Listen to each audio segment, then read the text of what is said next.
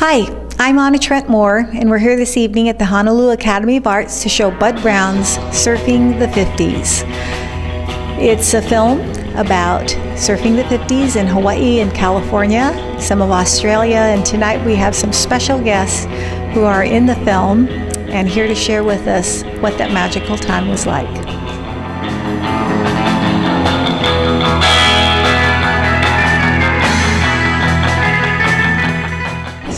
I'm Gina. Gina, and Gina's the film curator at the Academy of Arts, and she organizes the whole film festival.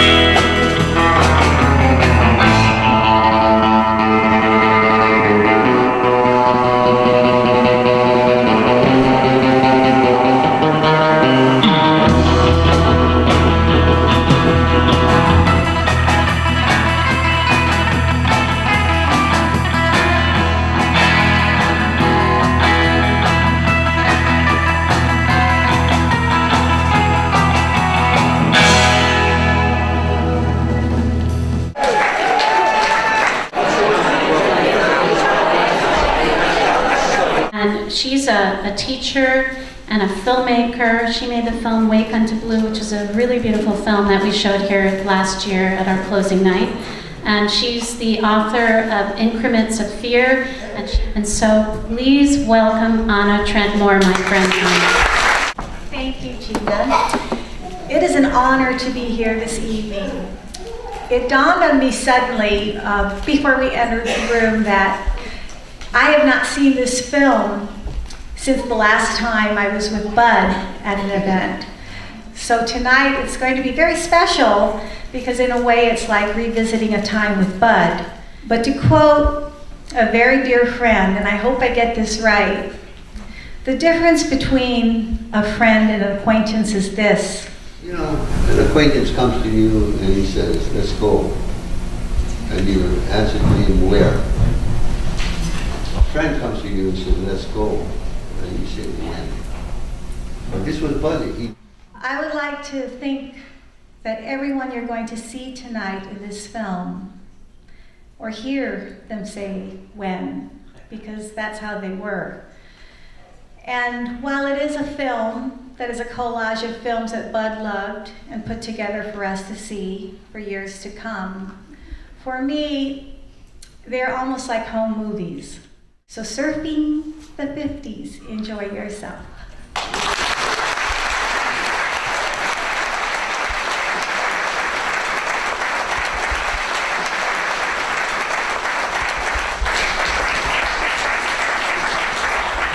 Browne was a special individual. And Buzzy and I knew him because we asked him one day, hey, come to dinner with us. He said, it's too early. And we said, it's 8 o'clock. It's still too early. So I found out that Bud had one meal a day. He started at about 11 o'clock and ended about 1 in the morning. That was it. You know, surfing is a lifestyle. It's a way of life. And we've all been fortunate to have had the privilege of experiencing it. I'm sure most of you still get in the water.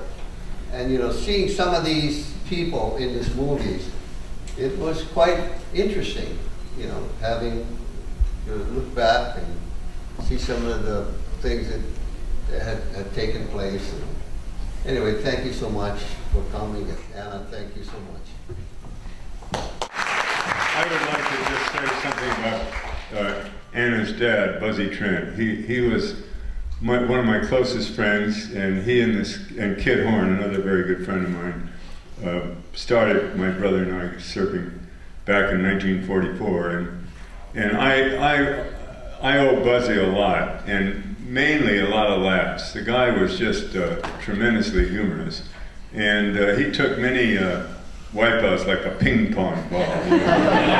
And the guy was just entertaining. And I remember one time at Malibu, and this is one of my favorite Buzzy Trent stories. There's been many over the years, but it was real good surf. We were almost hitting the pier. It was probably about 6 foot. In those days, we thought it was 8 to 12, but it was probably only 4 to 6. But we were riding at Malibu, but it was very crowded for those days. I think there were 20 guys out.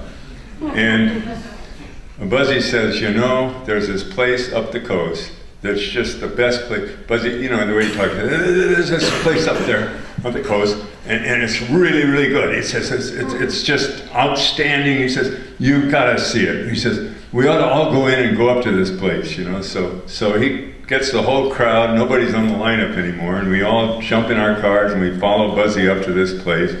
We go about, past Zuma Beach, up past halfway to Secus, or what we used to call Secus. It's now called Carrillo Beach Park or something. And we go up there, and we go up this cliff, we look out over the water, and it's like a lake. And there's a big rock outside, and Buzzy says, don't pay any attention to the flat lulls right now. He says, it's just, the sets come in, it's just unbelievable. About every 15 minutes the set comes in, but you better get out there fast so we can get out there before the set comes in. So everybody piles in, they get their board, they all jump down the cliff. And I'm kind of watching Buzzy, you know, and I'm saying, what's the deal here, you know? And I'm sitting there wondering what the heck's the deal. And Buzzy says, aren't you going to go, Cole? Aren't you going to go? And I said, what's the deal, Buzzy? He says, let's go back to Malibu. When I was 10 years old, I lived in Santa Monica. And it was an old rundown house on the beach there that we bought during the Depression. My mother got it, and I was 10 years old, and guess what? There's a lifeguard station in front of the house, and who was in that station? Buzzy Trent. Really? I mean, talk about lucky, talk about being thankful. And it brings me really to the end of Buzzy's life. I saw him 2 days before he passed away. Buzzy and I were close the whole way. You know, he became my surrogate father. My father died when I was 4, and Buzzy became my father. And I followed him all the way from Santa Monica to Hawaii to surf, and with all these great guys. Peter Cole was my best friend. We were roommates together. George Downing made me boards. Gerry Lopez was much better. Surfer. And of course, Kimo, remember that wipeout at Waimea, Kimo? That we took together? But you know what Buzzy said? He said, this is like 2 days now before he had a fall and was taken to the hospital, and it turned out he had stage 4 lung cancer, and he died 2 days later.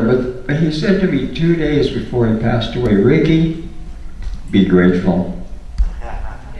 Be grateful. So that's what I pass on to all of you. Let's all be grateful to Buzzy Trent and the spirit of the children. My father, he courted my mother by taking her surfing tandem at Waikiki. So then I came along, 1958, the big waves that Uncle George then caught.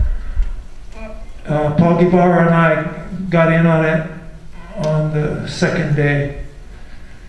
So when I got home, I told my mother, I said, Mom, I surfed the big waves. And she said, you stupid ass.